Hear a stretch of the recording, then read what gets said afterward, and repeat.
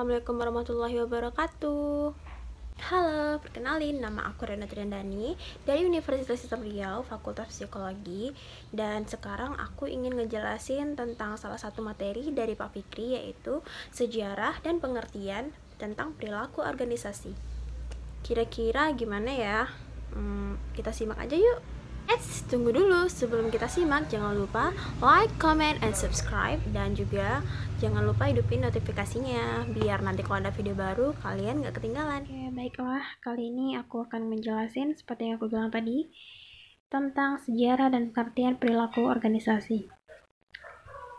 Yang pertama kita bicara tentang sejarah dulu ya. Ini sejarah singkatnya aja. Dan pada dahulu kala, studi ini menelusuri akarnya pada Max Weber pada pakar yang sebelumnya. Studi organisasi biasanya dianggap baru dimulai sebagai disiplin akademik bersamaan dengan datangnya manajemen ilmiah pada tahun 1890-an. Dengan Taylorisme yang mewakili rangkaian instruksi serta studi tentang gerak waktu akan menyebabkan peningkatan produktivitas. Jadi, studi ini tuh pada dasarnya itu ditelusuri, maksudnya menelusuri Max Weber ini dan pakar yang sebelumnya. Dan studi ini juga baru dimulai masuk ke akademik itu pada tahun 1890-an ini, yang diwakili oleh Taylorisme serta tentang gerak waktu, ya seperti dijelasin tadi. Dan setelah Perang Dunia Pertama, fokus dari studi organisasi bergeser pada analisis terhadap bagaimana faktor-faktor manusia serta psikologi mempengaruhi organisasi. Dan dari dulu tuh juga udah dianalisis gitu faktor-faktor manusia dan juga psikologi yang mempengaruhi organisasi. Jadi perilaku organisasi itu sudah ada setelah Perang Dunia Pertama, atau yang tadi dijelasin tadi, yang awalnya itu menelusuri akarnya pakar Max Weber. Nah, perilaku organisasi sekarang merupakan bidang ilmu pengetahuan yang sangat berkembang. Ya, di mana-mana kan kita sudah bisa ya, kita lihat, kita pasti pernah mempelajari tentang perilaku organisasi, atau kalian juga udah pernah dengar tentang perilaku organisasi ini. Dan juga bidang yang sangat mempunyai pengaruh terhadap dunia bisnis dan para praktisi seperti Peter Drucker dan Peter Senge yang mengubah penelitian akademik menjadi praktek bisnis. Jadi perilaku organisasi ini juga diterapin di dunia bisnis, bukan cuma ada di akademik atau sebagai bidang ilmu pengetahuan saja. Dia juga sudah berkembang di dunia bisnis. Oke, selanjutnya kita masuk ke pengertian. Sebelum kita tahu pengertian perilaku organisasi, kita harus tahu dulu perilaku manusia dan organisasi. Di sini dijelaskan perilaku manusia adalah sebagai suatu fungsi interaksi antar person atau individu dengan lingkungannya. Perilaku manusia berbeda antara satu sama lain, dan perilakunya adalah ditentukan oleh masing-masing lingkungan yang memang berbeda. Ya, memang benar sih, di mana kita tinggal pasti perilaku kita pasti berbeda, karena lingkungan itu mempengaruhi perilaku kita sendiri. Dan di sini ada organisasi. Organisasi merupakan wadah yang memungkinkan masyarakat dapat meraih hasil yang sebelumnya tidak dapat dicapai oleh individu secara sendiri-sendiri. Jadi, organisasi ini secara singkatnya itu kumpulan dari satu atau dua orang atau lebih yang mempunyai tujuan itu sama. Jadi orang itu bergabung untuk mencapai tujuan yang sama, karena kan saling membantu dan mempunyai visi misinya juga gitu.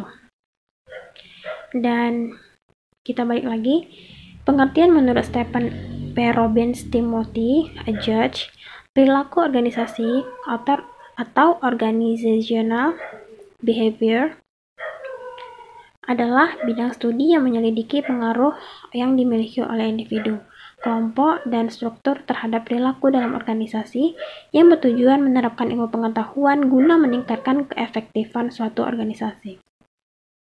Sedangkan menurut Imet, Bagus, dan Fakhrudin, perilaku organisasi hakikatnya adalah hasil-hasil interaksi antara individu dalam organisasinya, Sehingga untuk memahami perilaku dahulu sebaiknya diketahui terlebih dahulu individu-individu sebagai pendukung organisasi tersebut. Jadi menurut Matt Bagus dan Fakhrudin ini, dia tuh lebih ke dia harus tahu dulu nih bagaimana perilaku individu-individunya ini, baru dia bentuk organisasi dulu. Oke, kita balik lagi ke sini. Perilaku organisasi mengajarkan 3 faktor penentu perilaku dalam organisasi, yaitu individu, kelompok, dan struktur.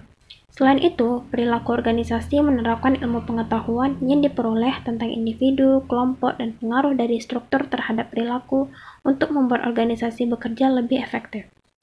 Nah, di dalam perilaku organisasi ada yang namanya strategi. Menurut Robbins, pengertian strategi dalam konteks organisasi adalah penetapan berbagai tujuan dan sasaran jangka panjang yang bersifat mendasar bagi sebuah organisasi yang dilanjutkan dengan penetapan rencana aktivitas dan pengalokasian sumber daya yang diperlukan guna mencapai berbagai sasaran tersebut. Nah, di dalam strategi ini ada 4 dimensi pokok yang terkandung. Yang pertama, inovasi. Yang kedua, diferensiasi pasar. Yang ketiga, jangkauan dan pengendalian biaya. Inovasi. Inovasi ini kalian sudah tahu lah ya. Inovasi ini sangat penting bagi organisasi dan inovasi dalam strategi organisasi itu sangat penting untuk memotivasikan anggota-anggotanya yang lain. Dan juga terdapat tujuan strategi organisasi. Tujuannya yang ingin dicapai oleh seseorang kelompok atau suatu organisasi merupakan titik akhir dari usaha jangka panjang orang, kelompok orang, atau organisasi yang bersangkutan. Strategi organisasi adalah hal-hal yang ingin dicapai dalam jangka pendek. Jadi orang itu ingin mencapai tujuan yang mereka buat dari organisasi itu dalam jangka pendek, bukan dalam jangka panjang, misalnya dalam jangka yang sebentar, tidak lama.